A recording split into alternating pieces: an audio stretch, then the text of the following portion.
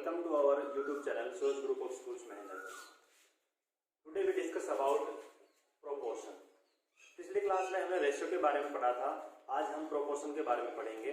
Proportion क्या होता है? जब कभी भी दो रेशियो को कंपेयर किया जाता है, दैट मीन जब कभी भी दो रेशियो अगर इक्वल होते हैं, that mean they are in proportion. For example अगर हम बात करते हैं, मान लीजिए 3:2 और दूसरा रेशियो भी 3:2 है, that mean these are equal. ये रेशियो इक्वल है, इसका मतलब क्या हुआ? ये दोनों रेशियो इक्वल है। तो इक्वल जो है, इस इक्वल के साइन को हटा के हम यहाँ पे ये साइन पुट कर देते हैं। This is the symbol of proportion. ये सिंबल है प्रोपोर्शन, ये प्रोपोर्शन का सिंबल है। जब कभी भी दो रेशियो इक्वल होते हैं तो उनके बीच में प्रोपोर्शनलिटी साइन होता है, और ये प्रोपोर्शनलिटी साइन है। जो रेशियो का जो सिंबल है उसको 2 टाइम्स पुट करना, ये अपना प्रोपोर्शनलिटी का सिंबल है, इसको पुट किया जाता है। इसमें एक्चुअली जो है वो प्रोपोर्शन में होता क्या है और कैसे होता है वो हम पढ़ेंगे आज। फॉर एग्जांपल हम मान लेते हैं कि हमारे पास दो क्वांटिटी, दो रेशियो दे रखे हैं। एक तो है 6:4 और दूसरा है 12:8।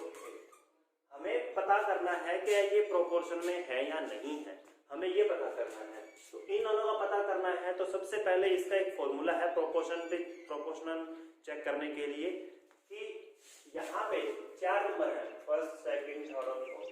ये फर्स्ट टर्म है, ये सेकंड है, ये थर्ड है और ये फोर्थ। ये फर्स्ट है, सेकंड है, थर्ड और फोर्थ है। तो इसमें क्या करना है हमें? Product of first and third, sorry first and fourth,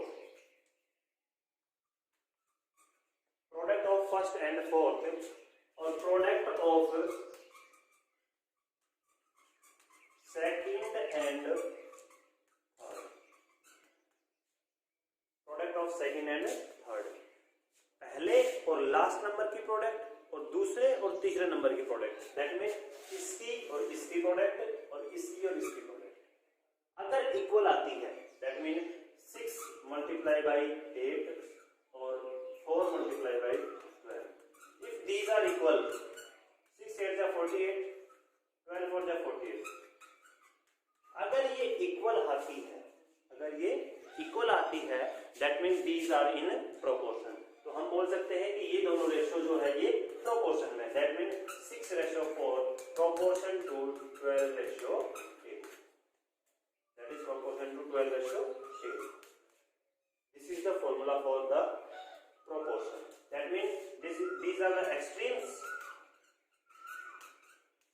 this is the extreme and this is the extreme, and these are the means. Formula is that product of means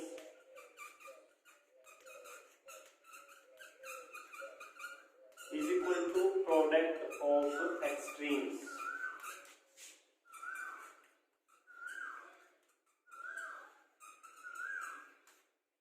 Product of means is equal to product of extremes. ये formula है proportionality के लिए। कोई भी ratio अगर हमें दिया गया है, उनका प्रोपोर्शनलिटी अगर हमें चेक करना होता है तो हम यही फॉर्मूला पुट करेंगे, product of means is equal to product of extremes. अगर वो दोनों इक्वल आती हैं, अगर वो दोनों इक्वल आते हैं, that mean these are in proportion. अगर वो दोनों इक्वल नहीं आते हैं, दैट मीन वो प्रोपोर्शन में नहीं है। तो इस फॉर्मूला के अकॉर्डिंग हम क्वेश्चंस को सोल्व करेंगे, और आगे जो क्वेश्चन जो भी आएंगे अगर हमें चेक करना होता है, फॉर एग्जांपल हमें कोई भी रेशियो और दे दिया जाए, जैसे बोला जाए कि 4:9 और 3:4, इनको आप चेक कीजिए कि प्रोपोर्शन में है या नहीं है। तो प्रोडक्ट ऑफ एक्सट्रीम्स, इन दोनों की प्रोडक्ट और इन दोनों की प्रोडक्ट, मतलब जो एक्सट्रीम्स एंड पॉइंट्स पे जो है वो तो एक्सट्रीम्स है, और जो मिडल में जो है वो मीन्स है। Is that clear? इनका मल्टीप्लिकेशन करेंगे हम, 4 × 4 16 और 9 × 3 दैट इज 27। ये तो दोनों ही अलग अलग आ गए। 16 is not equal to 27, that means these are not in proportion. क्या कह सकते हैं कि ये प्रोपोर्शन में नहीं है। अगर हमें इनमें से कोई भी वैल्यू अगर मिस कर दे, फॉर एग्जांपल इनमें से कोई भी वैल्यू अगर हमें मिस कर दे, ये बोला जाए कि 3:2 प्रोपोर्शन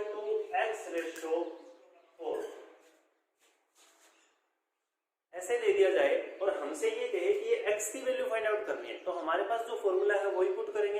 x की वैल्यू चाहे यहाँ हो, यहाँ हो, यहाँ हो, कहीं भी, तो हमारे पास में एक ही फॉर्मूला प्रोपोर्शनलिटी का, वही लगाएंगे। क्या?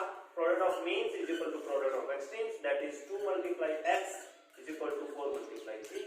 ये प्रोपोर्शनल में एक्चुअली पहले ही दिया गया है, इसीलिए हम इसको इक्वल पुट करेंगे। अगर दिया गया नहीं होता तो हम इसको पुट नहीं करते। अब x की वैल्यू फाइंड आउट करनी है, तो 4 × 3। 2 जब राइट साइड में जाएगा तो इधर मल्टीप्लिकेशन में, इधर आएगा तो डिवीजन में, कैंसिल करेंगे। 2 × 2, 2 × 4, ऊपर बचा है 2 और 3, 2 × 3 = 6। तो x क्या बचा है? x की वैल्यू क्या आ जाएगी यहाँ से? 6। तब ये प्रोपोर्शनल में हो जाएगी। यही जो हमारे पास मैंने आपको फॉर्मूला बताया है, मेन फॉर्मूला प्रोपोर्शनलिटी के लिए यही है, प्रोडक्ट ऑफ मीन्स और product of extremes. I hope आप सभी को समझ में आ गया होगा। हमारे पास में प्रोपोर्शनलिटी एक ही फॉर्मूला होता है, product of means is equal to product of extremes. अगर बीच में कोई भी नंबर मिस होता है, वो फाइंड आउट करना होता है, तो अभी हमें यही फॉर्मूला लगाना पड़ेगा और उसी से हमें आगे उस क्वेश्चन को सोल्व करेंगे और वो जो भी नंबर पूछा है वो उसकी वैल्यू फाइंड आउट करेंगे। अब बात आती है प्रोपोर्शनलिटी और रेशियो के आगे, इसी का एक टॉपिक का एक पार्ट है यूनिटरी मेथड, उसके बारे में पढ़ेंगे। यूनिटरी मेथड क्या होता है? यूनिटरी मेथड वो मेथड होता है जिसमें हमें किसी भी चीज की वैल्यू दी गई होती है और उसके बाद में हमें या तो उससे ज्यादा नंबर्स की वैल्यू बतानी होती है या उससे कम नंबर्स की वैल्यू बतानी होती है और वो हमें फाइंड आउट करना होता है। That is unitary method.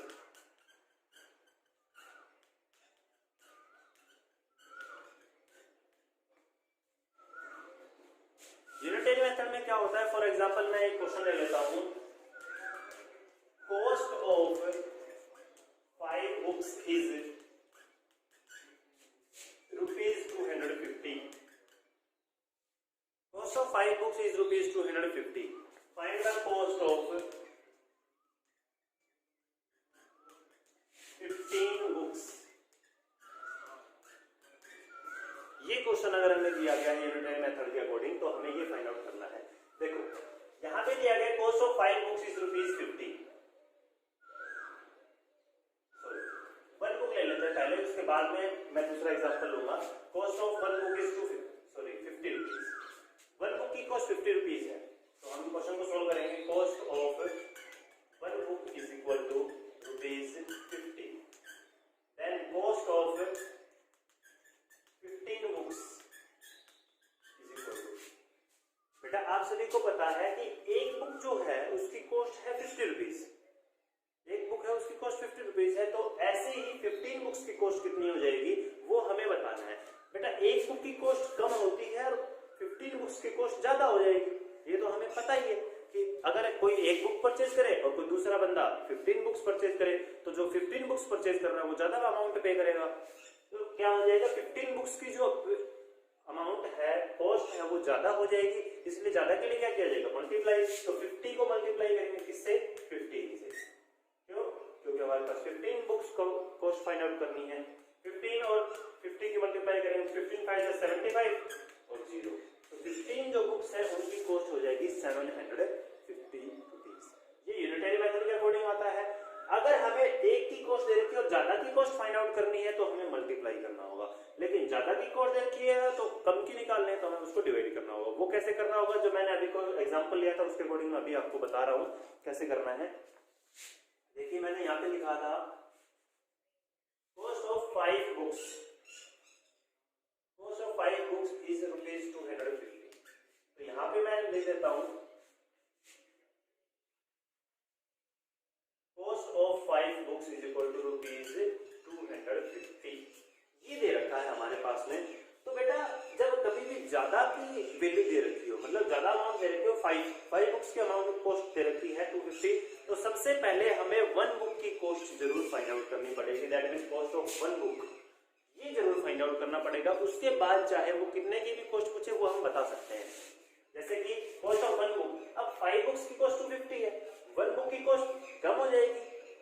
ये तो नेचुरली है कि 5 जो बुक है उनकी कॉस्ट जो है और 1 बुक की कॉस्ट हमसे कम मिलेगी, तो कम के लिए क्या करेंगे? डिवाइड। तो 250 डिवाइड बाई 5, दैट मींस ₹50। ये 1 बुक की कॉस्ट आ गई है, उसके बाद हमसे चाहे 15 बुक्स की कॉस्ट पूछे चाहे 50 की पूछे, हम बता सकते हैं। वो मान लो हमसे कॉस्ट ऑफ 50 बुक्स पूछ रहा है, कॉस्ट ऑफ 50 बुक्स, तो क्या करेंगे? अब हमें इसकी वैल्यू की जरूरत नहीं है, हमें इसकी वैल्यू की जरूरत है कि वन बुक जो है ना उसकी कॉस्ट क्या है। तो वन बुक की कॉस्ट 50 रुपीज है, तो हमारे पास 50 बुक्स की कॉस्ट निकालनी है, तो क्या करेंगे? हम मल्टीप्लाई करेंगे 50, इस 50 को इस 50 से मल्टीप्लाई करेंगे, तो ये हो जाएगा 2500, that is rupees 2500। This is the unitary method for this question. Unitary method में इसी टाइप से क्वेश्चन आते हैं कि वैल्यू जो है वो ज्यादा की दे रखी हो या वन की दे रखी हो, उसके बाद कम की वैल्यू पूछ सकता है या ज्यादा की वैल्यू पूछ सकता है। जैसे क्वेश्चन में था 5 बुक की कॉस्ट दे रखी है, तो हमने 1 बुक की निकाली, उसके बाद चाहे कितने की पूछे वो हम फाइंड आउट कर सकते हैं। तो पहले 1 की जो कॉस्ट है वो जरूर निकालनी पड़ेगी, उसके बाद चाहे कितने की भी पूछी जाए हमें कोई प्रॉब्लम नहीं आने वाली है। Is that clear? So students, आज आपको क्लास के लिए इतना ही है। प्रोपोर्शन में पढ़ा, आपने यूनिटरी मेथड में पढ़ा है, ये सब कुछ है। Thank you students.